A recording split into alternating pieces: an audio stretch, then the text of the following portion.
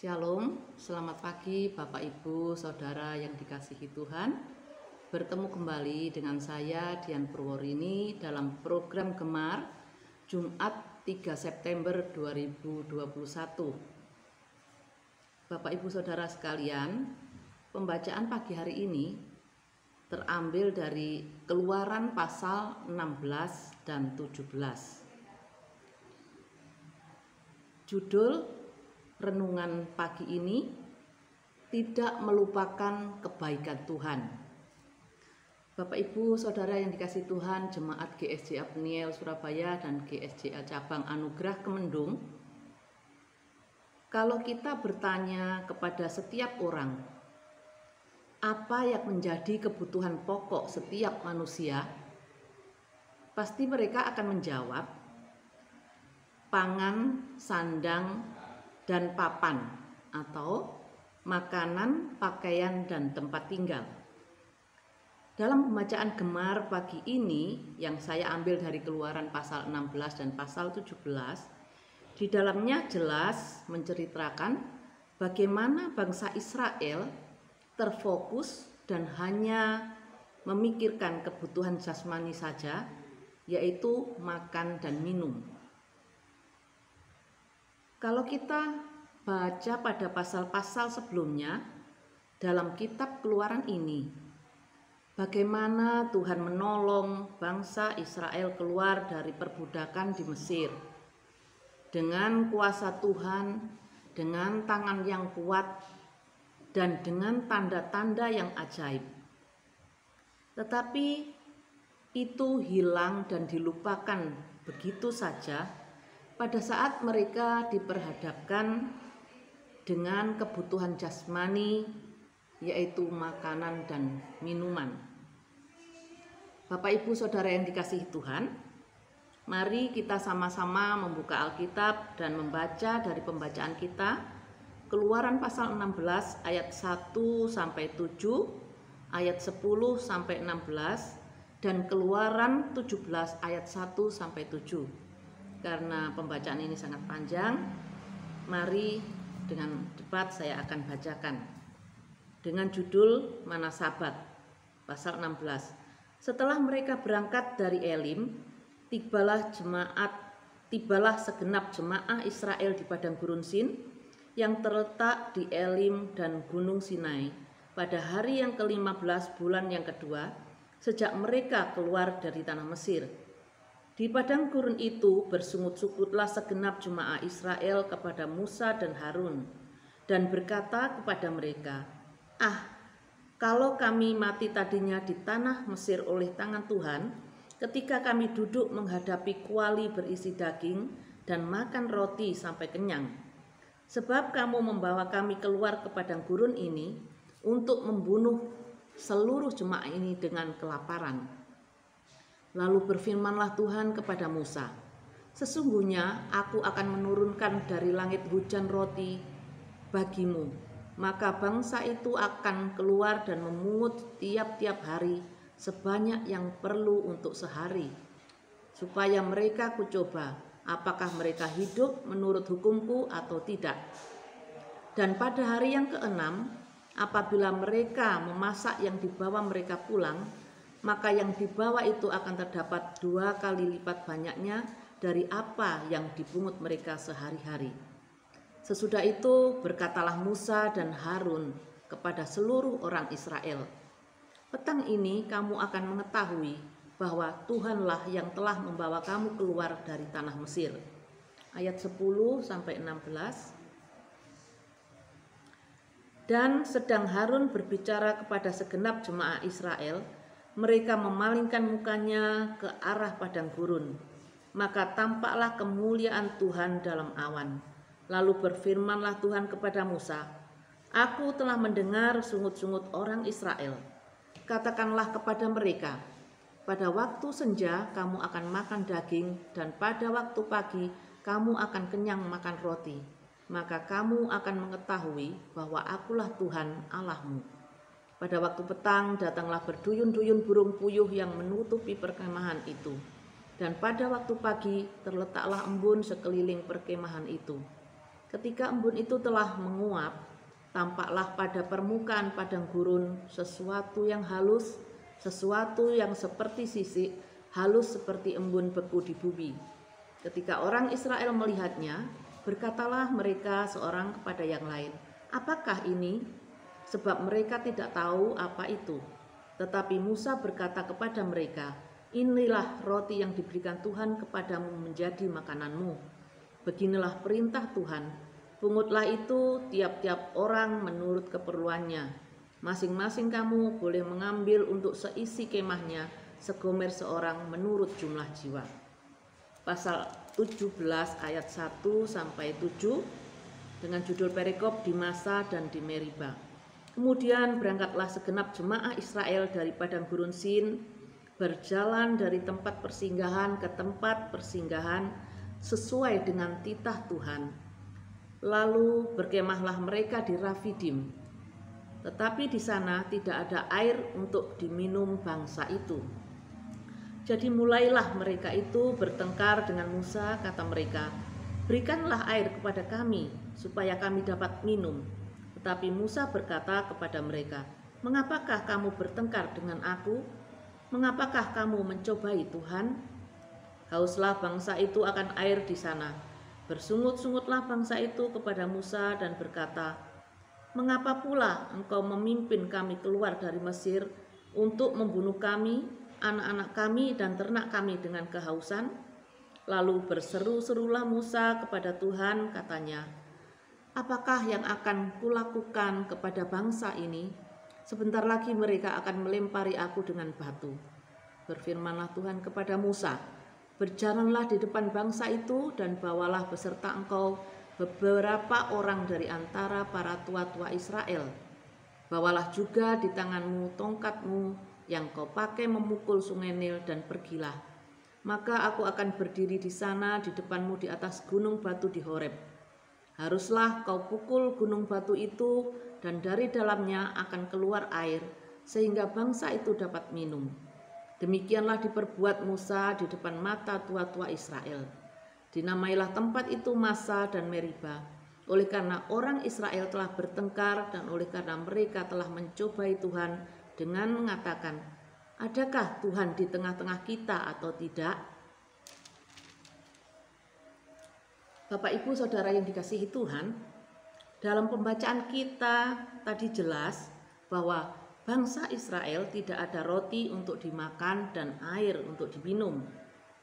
Pada saat membaca firman Tuhan ini, saya merenungkan, mengapa bangsa Israel harus bersungut-sungut saat membutuhkan makanan dan minuman? Apakah Tuhan tidak memperhatikan dan memberikan yang mereka butuhkan kalau meminta dengan baik dan tidak bersungut-sungut? Baru saja mereka mengalami pertolongan Tuhan yang menuntun mereka keluar dari perbudakan di tanah Mesir dengan pimpinan Tuhan menyeberangi laut Tibrau bersama Musa dan Harun. Mereka juga melihat bagaimana orang-orang Mesir tenggelam di tengah laut Tibrau. Keluaran 14 ayat 31. Mereka sudah lupa dengan pertolongan Tuhan. Juga kita bisa melihat dalam Keluaran 15 ayat 22 dan sampai 27. Bagaimana Tuhan memelihara mereka pada saat membutuhkan air. Tuhan menyediakan dengan cara yang ajaib.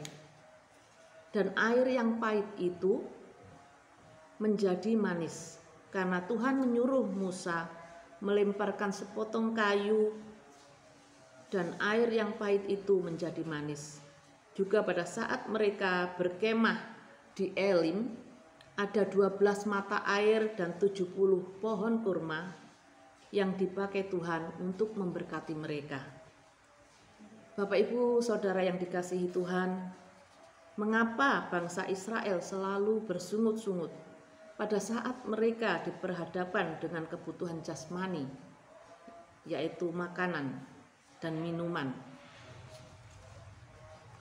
Yang pertama, karena mereka terlalu lama hidup menderita dalam perbudakan di Mesir, yaitu selama 430 tahun.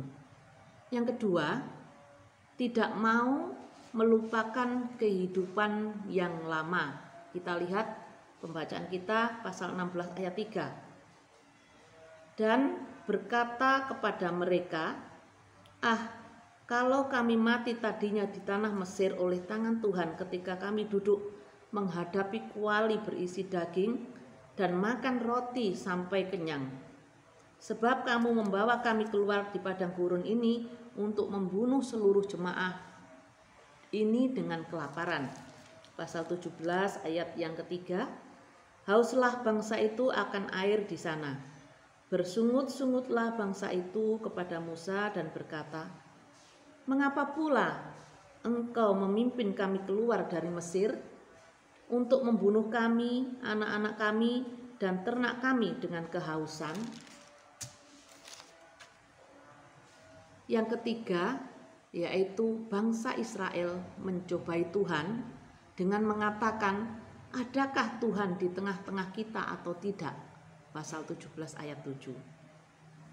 Bapak Ibu Saudara yang dikasihi Tuhan, melalui firman Tuhan ini kita boleh belajar untuk tidak bersungut-sungut pada saat kita diperhadapkan dengan kebutuhan jasmani.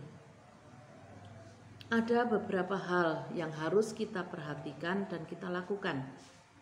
Yang pertama yaitu melupakan penderitaan dan kehidupan yang lama. Kita bisa membacanya dari Filipi 3 ayat 13b, di mana Rasul Paulus mengatakan, aku melupakan apa yang telah di belakangku dan mengarahkan diri kepada apa yang di hadapanku. Langkah yang kedua, tidak mencobai Tuhan. Ulangan 6 ayat 16 mengatakan, janganlah engkau mencobai Tuhan Allahmu.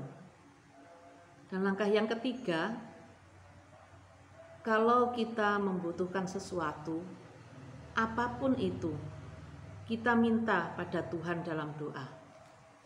Kita bisa membacanya dari Matius 6 ayat 25 sampai 26. Kita tahu kalau kita meminta kepada Tuhan dengan sungguh-sungguh, Tuhan pasti akan memberkati, Tuhan pasti akan menyediakan.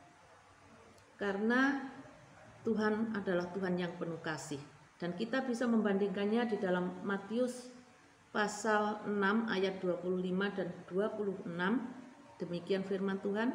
Karena itu aku berkata kepadamu, janganlah khawatir akan hidupmu, akan apa yang hendak kamu makan atau minum, dan janganlah khawatir pula akan tubuhmu, akan apa yang hendak kamu pakai. Bukankah hidup lebih penting daripada makanan, dan tubuh itu lebih penting daripada pakaian? 26. Pandanglah burung-burung di langit yang tidak menabur dan tidak menuai dan tidak mengumpulkan bekal dalam lumbung, namun diberi makan oleh Bapamu yang di surga. Bukankah kamu jauh melebihi burung-burung itu? Langkah yang keempat, tidak melupakan kasih dan kebaikan Tuhan. Bapak Ibu Saudara yang dikasihi Tuhan, bangsa Israel diberkati Tuhan dengan roti mana dan daging burung puyuh. Selama dalam perjalanannya menuju tanah Kanaan, Tuhan selalu memelihara, Tuhan selalu memenuhi kebutuhan mereka. Selama 40 tahun Tuhan tidak pernah meninggalkan mereka, walaupun mereka dikenal dengan bangsa yang tegar tengkuk.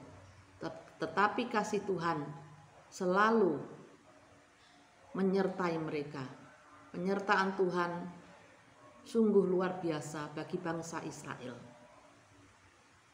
Kita harus percaya bahwa Tuhan tidak akan membiarkan kita. Dia yang maha kasih dan maha murah pasti menyediakan apa yang kita perlukan. Percayalah Dan bersyukurlah kalau Tuhan senantiasa memberikan apa yang kita butuhkan. Karena Tuhan penuh kasih, dan janganlah melupakan akan kebaikan Tuhan. Amin. Mari kita tutup di dalam doa.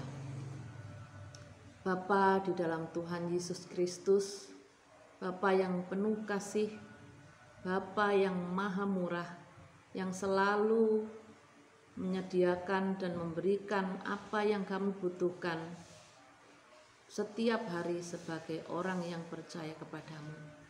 Melalui firman Tuhan pagi ini, Tuhan, kami boleh belajar untuk mengoreksi diri, di mana mungkin kehidupan kami seperti umat Israel yang selalu melupakan kebaikan Tuhan, yang selalu bersungut-sungut apabila kami membutuhkan kebutuhan jasmani yang sungguh diperhadapkan di dalam kehidupan kami.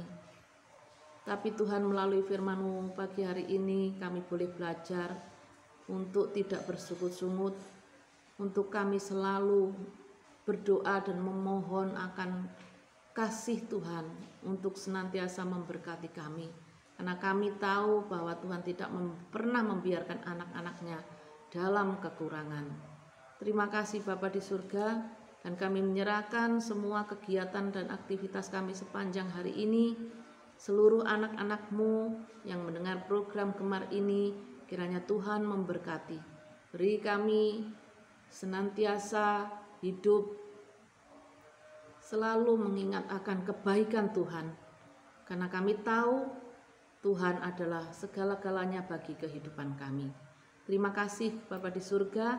Kami serahkan doa dan permohonan kami ini yang kami naikkan hanya di dalam nama Tuhan Yesus Kristus, Tuhan kami yang baik. Kami mengucap syukur pada pagi hari ini. Haleluya. Amin. Terima kasih. Selamat beraktivitas. Tuhan Yesus memberkati.